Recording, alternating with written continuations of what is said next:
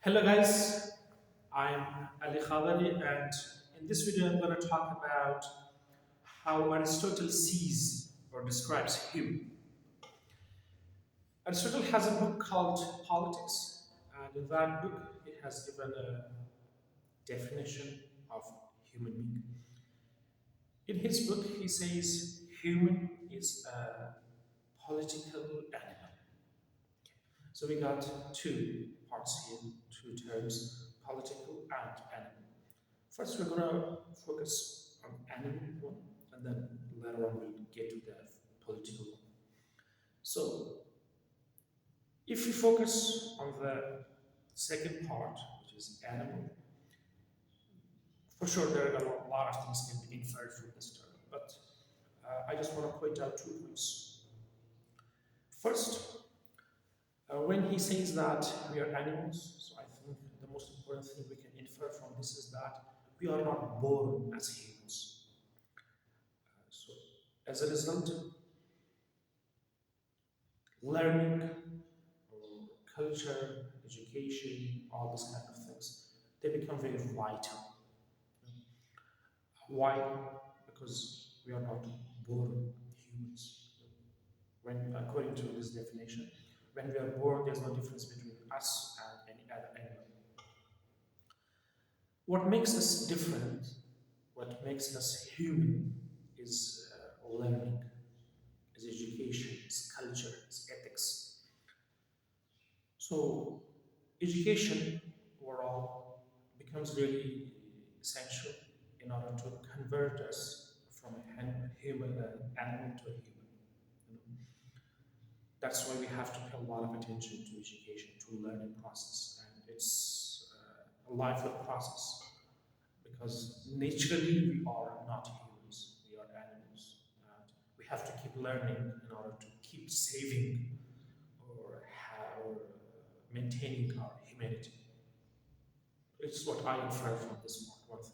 Second thing is that we all have that, we all strongly have that potential to be violent, to be aggressive, to be irrational, because as an animal, so we have those potentials within us, and that is part of us naturally.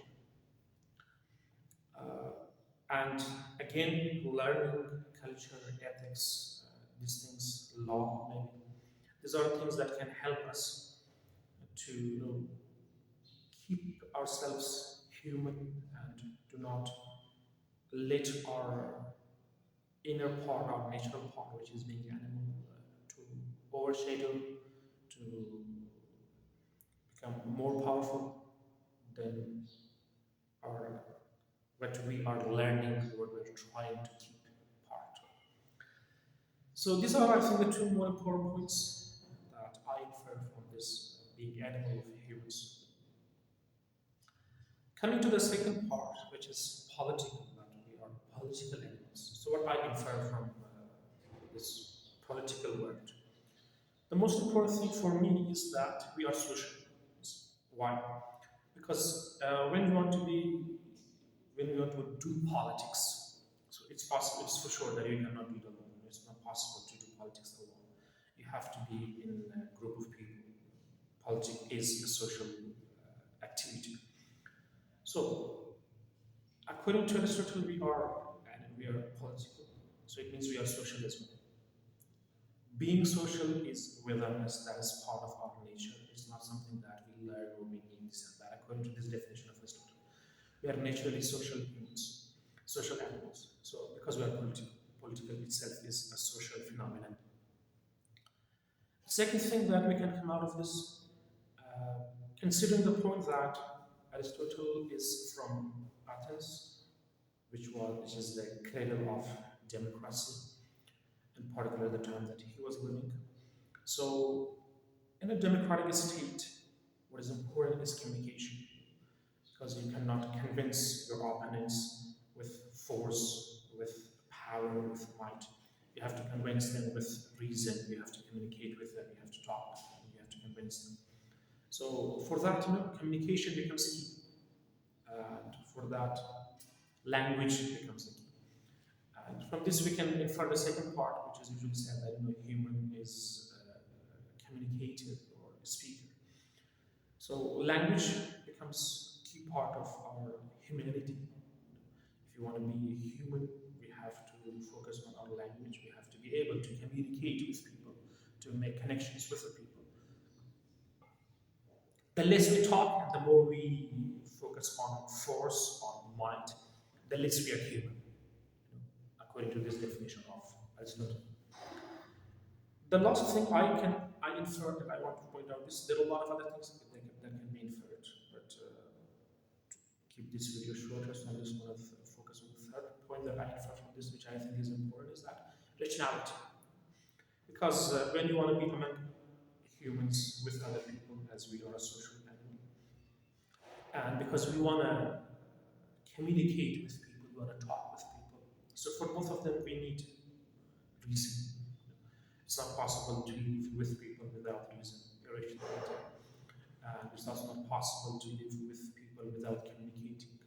So, in order to be able to live with people, in order to be able to connect with people, we need reason, we need rationality, we need our mind.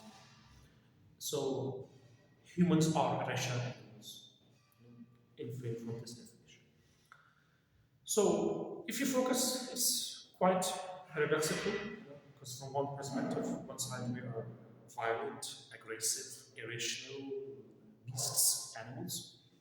On the other hand, we are social communicators with reason, rationality. Quite paradoxical, but these are the elements that I infer from this definition of Aristotle, and I think it's quite good definition. That's why I have made this short video on this.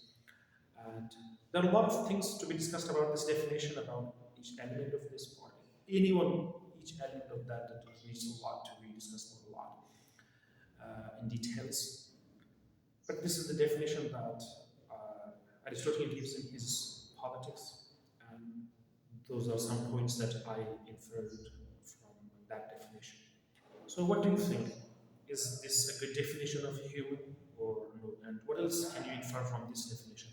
Let me know.